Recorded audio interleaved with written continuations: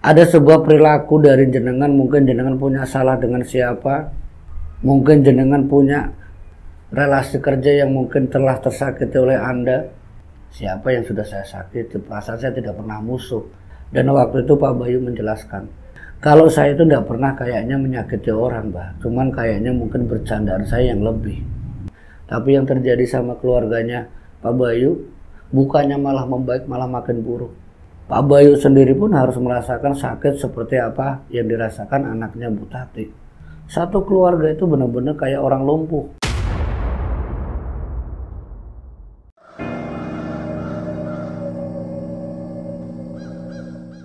Assalamualaikum warahmatullahi wabarakatuh. Alhamdulillah wa syukurillah wa ni'matillah la haula wa la quwata illa billah, amma ba'd. Jumpa kembali di channel Hikmah Misteri. Di kesempatan kali ini bersama saya Pak Ade. Untuk kesempatan kali ini saya akan mencoba menceritakan sebuah kisah tentang santet yang dikirimkan oleh tetangganya. Nah, bagaimana kelengkapan ceritanya? Tidak usah lama-lama, kita langsung masuk ke cerita Hikmah Misteri. Sebuah perilaku bertetangga secara sosial. Manusia itu harus hidup saling berdamai, saling rukun, saling menghargai. Tapi ketika masalah itu muncul, kadang masalah yang kecil menjadikan sebuah problema yang sangat besar. Begitu juga dengan salah satu cerita ini, ketika mungkin sesuatu hubungan silaturahmi yang begitu luar biasanya antara warga sekitar, tapi ketika masalah itu datang, yang tak lain masalah hati. Sampai ada satu perilaku yang di luar nalar, di luar dugaan. Kalau orang itu akhirnya menggunakan jalan sesat yang menginginkan agar orang itu bisa merasakan sakit hati yang dirasakan olehnya.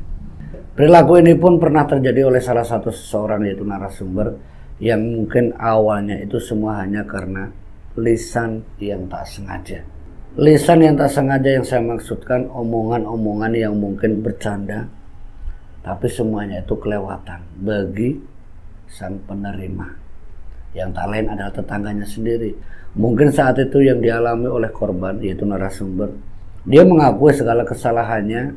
Kemungkinan besar itu semua dikarenakan dia terlanjur mengucapkan kata-kata yang benar-benar menyakitkan hati satu keluarga itu. Sampai beberapa waktu setelahnya, tetangganya itu hanya diam. Perilakunya benar-benar berubah. Ketika berpapasan pun saling buang muka.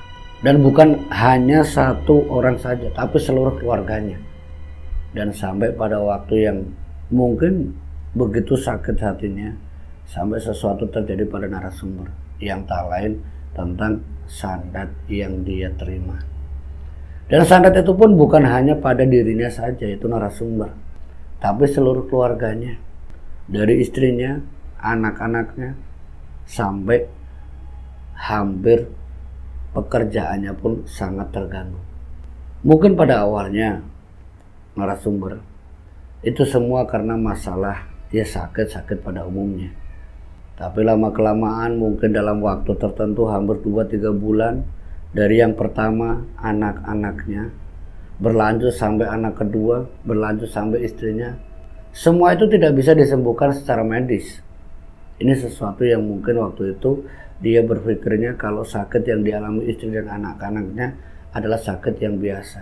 Tapi dalam waktu tertentu, kurang lebihnya hampir setengah tahun, seluruh anggota keluarganya itu jatuh sakit. Bahkan sakitnya itu terbilang mungkin sangat aneh, karena ketiganya itu hampir tidak bisa berjalan. Di antara satu bagian kakinya itu ada yang merasa sangat lemas, setiap kali mau bangun harus dipapah. Waktu itu pikiran bapaknya atau narasumber, kalau ini semua ya dikarenakan mungkin salah makan atau mungkin karena terlalu kecapean, tapi secara akal sehat tidak bisa diterima. Secara medis sudah menjelaskan ini karena penyakit-penyakit yang sudah dijelaskan secara medis, tapi usaha dari dokter ataupun dari rumah sakit dan bahkan obat-obatan sudah diusahakan oleh narasumber, tapi yang terjadi keluarganya tidak kunjung sembuh. Sampai satu waktu, ini sebut saja namanya Pak Bayu. Pak Bayu yang akhirnya dia mengambil keputusan kalau penyakit ini yang secara tidak wajar. Dia sempat nanya ke beberapa tetangga, sakit yang dialami keluargaku kenapa?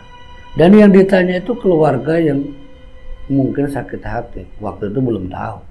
Sampai jawaban dari tetangganya, ini sebut saja namanya Ibu Tati. Pak Bayu dan Bu Tati waktu itu sempat nanya, Bu Tati itu anakku, istriku kenapa? Ya saya tidak tahu. Jawabannya seperti itu, simpel. Dan Pak Bayu pun mencoba mencari tahu sampai ke beberapa tetangga yang lainnya, menjelaskan kalau itu bukan sakit dari medis, tapi sakit non medis yang tak lain adalah kiriman. Kurang lebih setengah tahun itulah dia baru tahu kalau sakit itu adalah sakit kiriman.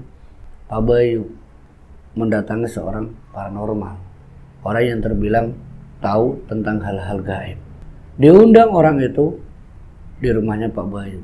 Dan waktu itu juga Bu Tati, beberapa tetangga ketika paranormal itu datang, Bu Tati pun ada menyaksikan bagaimana yang dilakukan seorang paranormal tadi. Beberapa waktu, mungkin 1-2 hari setelah paranormal itu datang, keadaannya mungkin lebih membaik. Setidaknya untuk anak-anaknya sudah mulai agak sembuh, kakinya sudah mulai bisa berjalan, tapi istrinya belum. Dan keadaan itu berlangsung yang diterapi oleh paranormal kurang lebihnya hampir 1 minggu.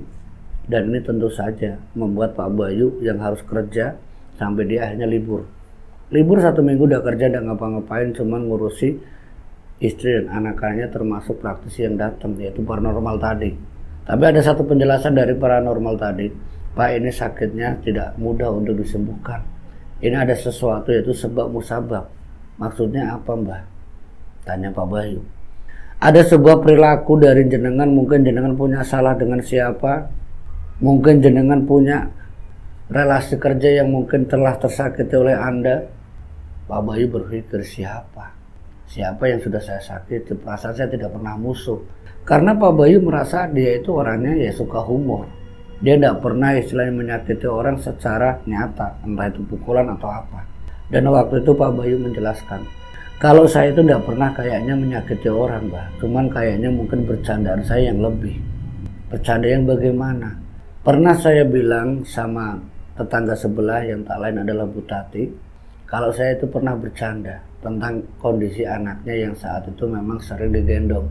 Anaknya itu usianya mungkin sekitar 5 tahun.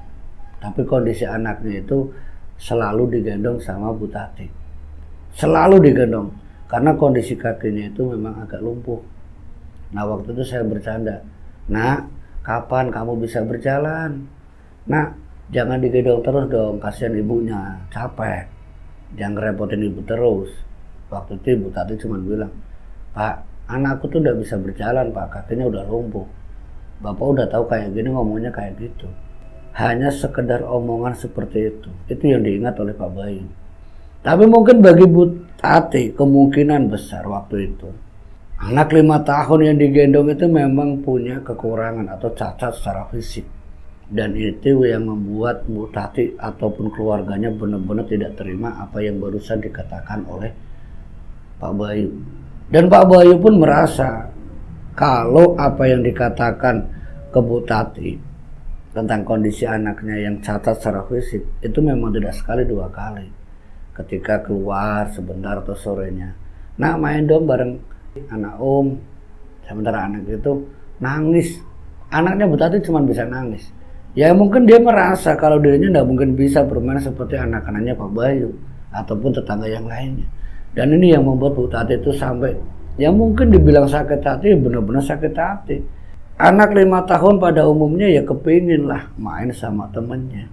Kalau udah ada temen yang main ke rumahnya Bu Tati, anak itu selalu diajak Bu Tati untuk ikut bermain dengan teman-temannya, walaupun hanya sekedar duduk di teras ataupun di pelataran kosong.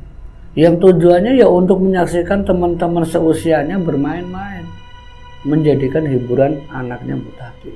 Dan waktu itu paranormal itu sempat bilang, "Pak Bayu, sampan udah kelewatan. Silahkan maaf sama Bu Tati. Maaf saja sama Bu Tati." "Iya, Bah." Dan saat itu Pak Bayu pun langsung datang ke rumahnya Bu Tati yang jaraknya itu tidak terlalu jauh.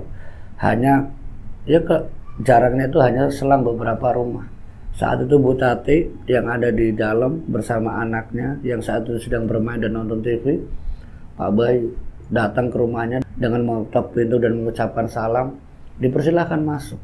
Saat itu Pak Bayu bersalaman dengan suaminya Bu Tati dan dipersilahkan duduk. "Silahkan, ada perlu apa Pak Bayu tumben main ke sini?"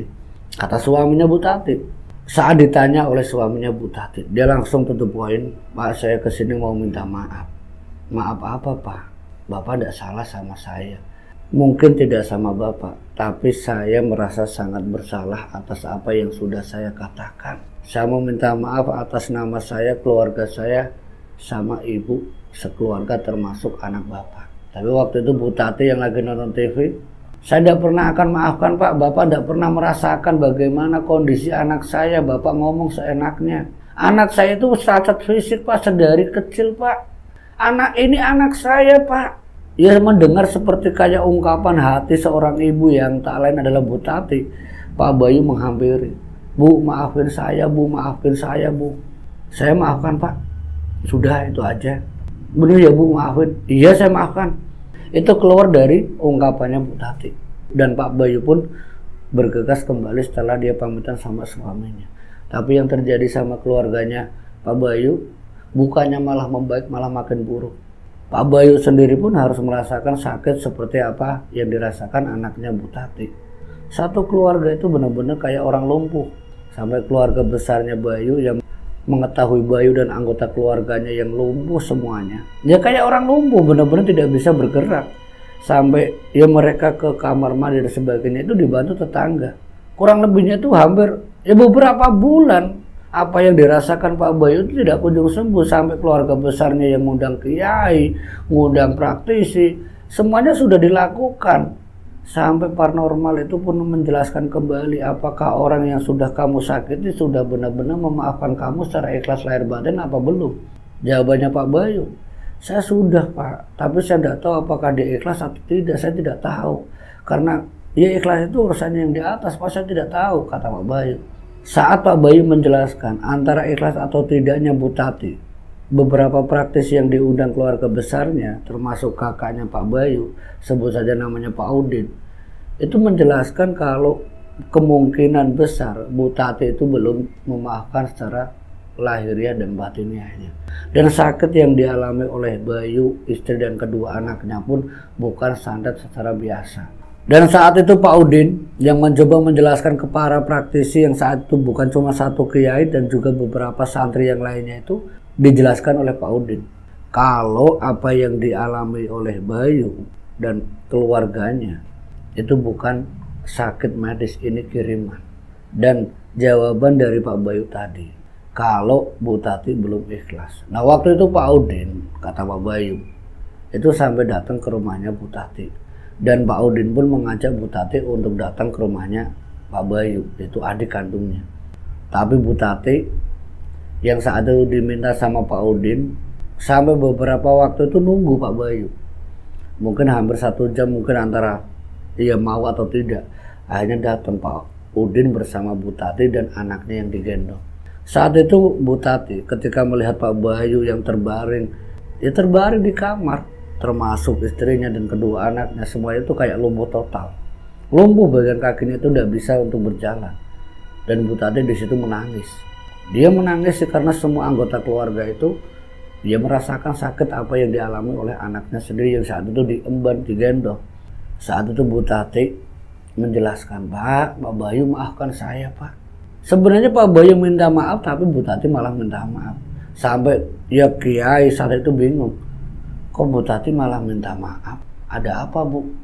Tanya Pak Udin. Yang harusnya minta maaf itu Pak Bayu sama kamu Bu Tati. Iya, saya tahu saya sudah memaafkannya kemarin. Tapi saya sudah terlanjur meminta seorang dukun untuk membuat keluarga Pak Bayu merasakan apa yang dirasakan anak saya. Dan saya sudah berusaha memaafkan Pak dari bulan kemarin, dari berbulan-bulan yang lalu. Tapi kenapa malah terjadi sama Pak Bayu? Saya pun merasakan Pak. Saya pengen maaf tapi berat, ini kesempatan saya mohon maaf sama Pak Bayu sekeluarga. Saat itu Pak Bayu pun tidak kuasa melihat Ibu Tati nangis-nangis di hadapannya bersama anaknya yang digendong tadi, cacat kakinya. Pak Bayu pun yang memaafkan. Bu Tati maafkan saya. Maafkan saya juga Bu, saya udah ngomongnya udah berlebihan. Nggak apa-apa, mungkin udah takdir saya, anak saya ini seperti ini. Ini nikmat bagi saya seorang ibu yang harus menjaga anak saya seperti ini. Saat itu seluruh keluarga termasuk Pak Udin, Pak Kiai, santri, Pak Bayu dan sekeluarga, yang merasakan kayak terharu bagaimana kedua orang yang berselisih bisa saling memaafkan. Tapi saat itu bagi Pak Bayu yang belum bisa sembuh secara normal, usaha dari Pak Udin untuk membuat Pak Bayu itu bisa lepas dari santet yang pernah diminta oleh Bu Tati lewat sang dukun, itu masih ada usaha yang dilakukan oleh Pak Udin dan Pak Bayu. Walaupun Bu Tati sudah memaafkan ikhlas lahir batin, tapi usaha Pak Bayu untuk kesembuhan karena santet yang dikirimkan oleh Bu Tati tadi lewat sang dukun itu tidak mudah. Ya satu persatu tidak langsung sembuh, itu tidak. Sampai mungkin hampir yang dirasakan oleh Pak Bayu itu kurang lebihnya hampir 7 bulan. Kalau istri dan anak-anaknya alhamdulillah 3 bulan itu sudah mulai bisa aktivitas. Tidak terbayang Pak Bayu ketika harus mengalami kondisi dirinya harus keadaannya tidak bisa apa-apa, terbaring lemas selama 7 bulan, usahanya untuk bisa bangkit kembali itu repotnya minta ampun. Pak Bayu merasakan harta bendanya terkuras ya untuk pengobatan tadi.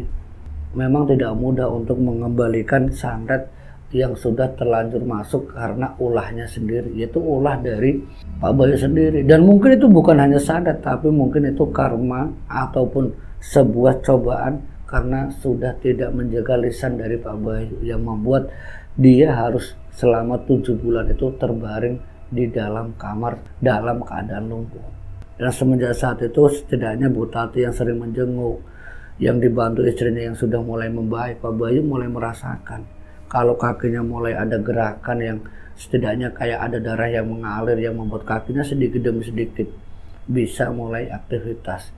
Tapi untuk kembali bekerja itu sangat lama bagi Pak Bayu. Dia harus bertanggung jawab sebagai seorang kepala keluarga, menafkahi istri dan anak-anaknya. Itulah yang terjadi sama Pak Bayu ketika lisan yang dia tidak jaga mengundang sakit hati yang begitu luar biasanya, dan sang pelaku yang kemungkinan sakit hati begitu berlebihan sampai minta ke sang dukun. Tapi dia pun menyesali.